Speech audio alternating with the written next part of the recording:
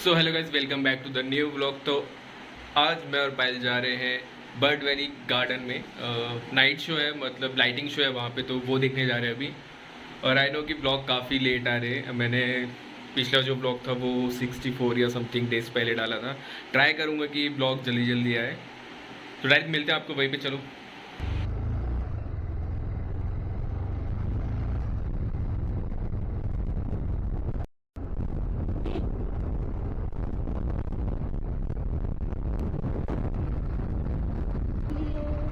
मतलब अब हम लेफ्ट जाने वाले, लेफ्ट से आता है बर्ड वैली वाले रेस्टोरेंट। हम पहुंच गए बर्ड वैली। फोटोशूट चल रही है उधर, और ये मैं उतर गई। अब गाड़ी पार्क कर ली है। अब हम शो देखने जा रहे हैं। चलो फट से। टिकट लेना है हमें, तो मैंने ले लिए 2 टिकट और इसका प्राइस है 20 रुपीज़ पर टिकट का। तो पायल यहाँ खड़ी है, कहाँ गई? कहीं तो छोड़ के गया था। ये है नेक्स्ट शो है क्या? वैसे हम लोग थोड़ा सा लेट हो गए, शो चालू हो गया। तो अभी हम 8:15 वाली शो के लिए वेट कर रहे हैं। तो अभी यहाँ गार्डन में बैठेंगे हम जाके।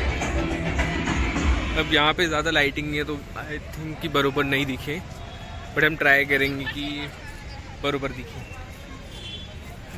तो अभी इधर बैठ, चला ऐकूया आज इतिहास पिंपरी चिंचवडचा।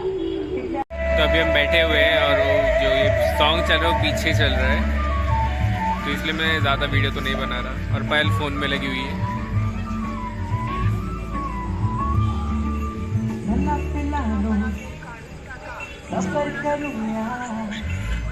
सीरियल सीरियल सीरियल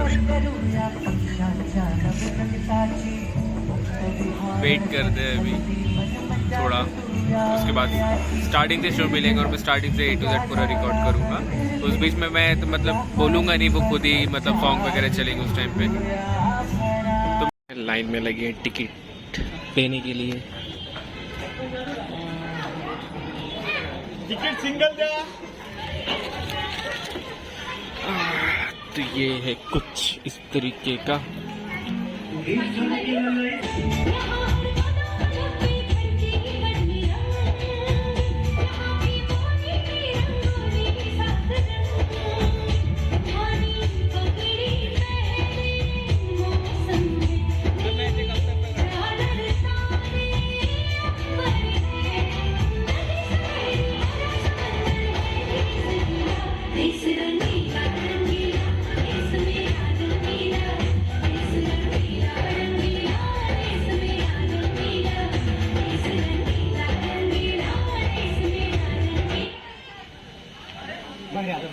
ऐकूया आज इतिहास पिंपरी चिंचवडचा, तिथल्या संस्कृतीचा, कलेचा आणि आपल्यासाठी असलेल्या बर्ड व्हॅलीचा।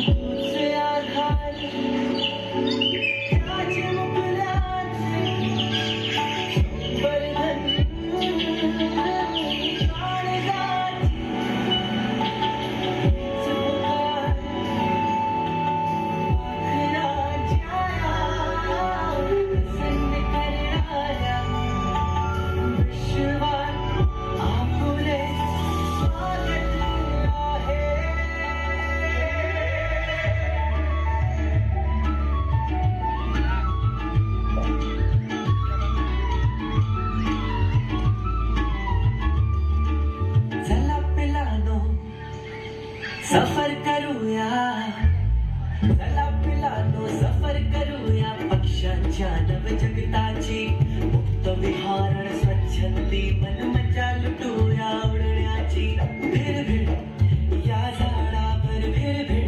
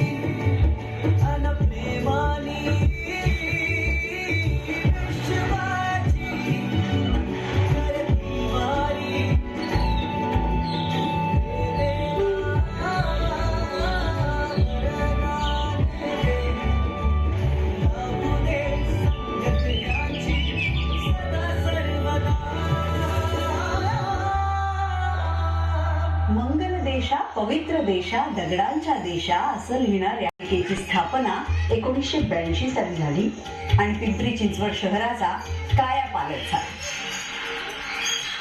पिंपरी चिंचवडनी सामाजिक आणि सांस्कृतिक प्रगतीचं शिखर गाठलं. मराठी संस्कृतीची सुरुवात होते ते माऊलींच्या भक्ती परंपरेपासून. पिंपरी चिंचवड जवळची 2 अत्यंत पावन तीर्थक्षेत्र म्हणजे आळंदी आणि देहू, जिथून आषाढी कार्तिकीस पालख्या निघतात. लाखो वारकरी दिंड्या पताका नाचवत पंढरपूर वारीस निघतात. वारीचा हा भक्तिमय सोहळा डोळे आणि मन सुखावणारा असतो. ज्ञानोबा माऊली तुकारामच्या गजराने जेव्हा आसमंत भरून जातो तेव्हा साक्षात विठू माऊली भेटल्याचा भास होतो. संत बहिणाबाई म्हणतात, ज्ञानदेवे रचिला पाया तुका झाला असे कळस. दुरितांचे तिमिर जाऊ हे दान विश्वाच्या देवाकडे मागणाऱ्या संत ज्ञानेश्वरांचे समाधीस्थान आळंदी येथे आहे. तर प्रीतीचा तो कळवळा जिव्हाळाची वेगळा म्हणणाऱ्या तुकाराम महाराजांचे जन्मस्थान श्री क्षेत्र देहू येथे. संत तुकारामांचा समाजाप्रती कळवळा समजल्यावर छत्रपती शिवाजी महाराजांनी जातीने त्यांची भेट घेतली.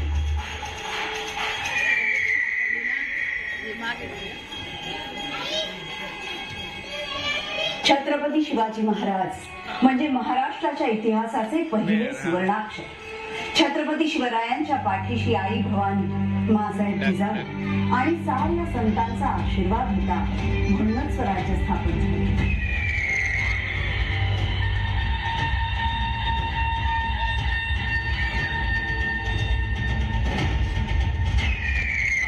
स्वराज्य स्थापनेची वार्ता सर्वांस पोहोचावी म्हणून छत्रपतींनी राज्याभिषेक ठरवला आणि अंधाराचा विनाश करणाऱ्या सूर्याचा तेजपुंज अवतार उगवला.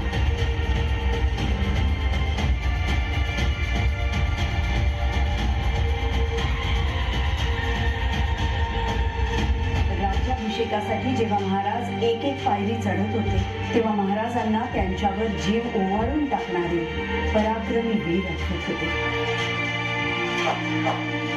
मुरारबाजी देशपांडे. जोवर या मुरारबाजीच्या खुरीत प्राण आहे तोवर या मुघलांचा पाय पुरंदरला लागू देणार नाही मी.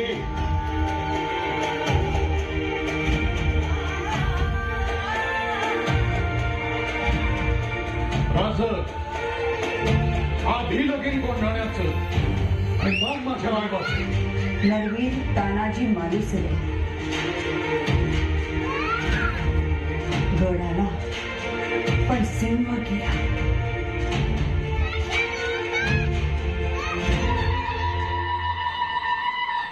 छत्रपती जाणीव की हा सुदिन येण्यास कारण हे सारे जीवाभावाचे सोडते. मी शिवाजी आज या पृथ्वीचा चक्रवर्ती सम्राट होत आहे.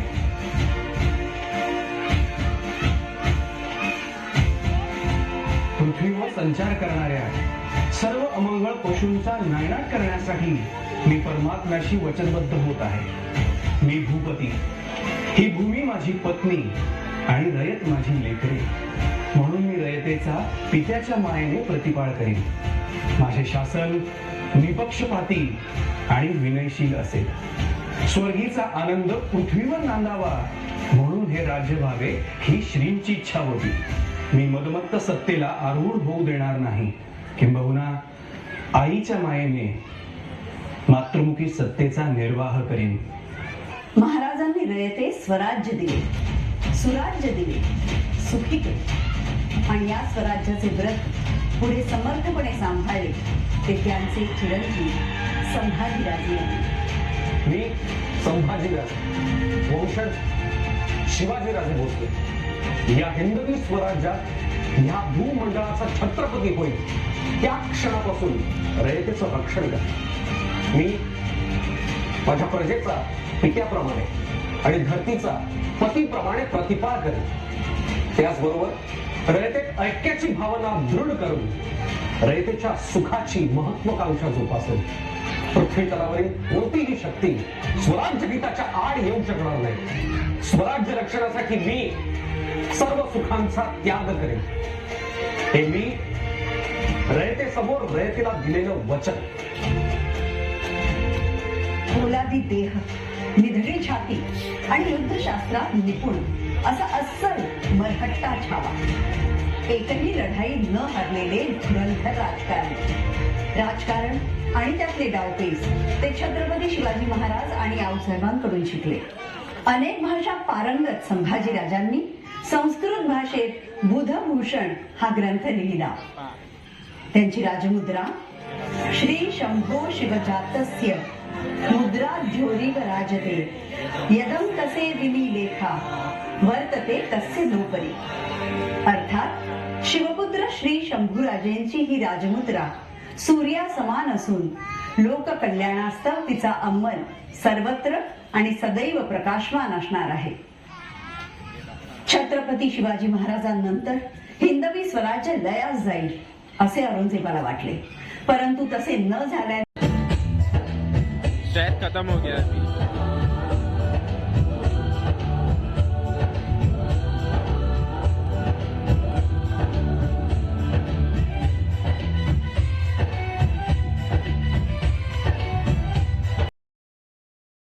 अभी जाके ख़त्म हुआ और अभी हम बाहर जा रहे हैं. सो बाहर मिलते हैं. कैसा लगा? अच्छा था. वैसे हमारे नागपुर में भी है, मैंने देखा नहीं अभी तक क्योंकि अब जाना ही नहीं हो पा रहा, और जब जा रहे तब वो चालू नहीं रहता इसलिए नहीं देखी. बट यहाँ का अच्छा था. मिलते हैं बाहर गाड़ी के पास.